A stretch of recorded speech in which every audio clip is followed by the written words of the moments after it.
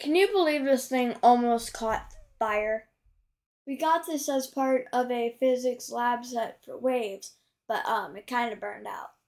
We should say that customer service was great and replaced it right away, no question. But we're still gonna take it apart just to see what happens. We did want to be careful while doing this though, because it seems like a good enclosure still for future projects.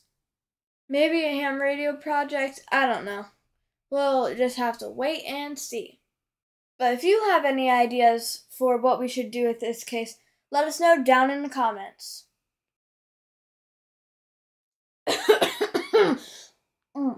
As you can see, this resistor is pretty fried. Even though we did add smoke for effects, there was still real smoke in the process. The transformer gave us a little bit of trouble, so violence is occasionally the answer. This transformer uses induction to transfer energy to one circuit from another.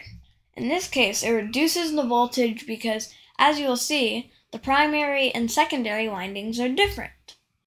These windings are made of a special wire called magnet wire. What makes this different is an enamel coating that insulates it. Even though it doesn't look like it's being insulated, it is. To show this, we will sand the coating off, and as you can see, now I'll make the continuity tester beep. Here, you can see a different number of turns between the two different windings. This is what lets the transformer step down the voltage.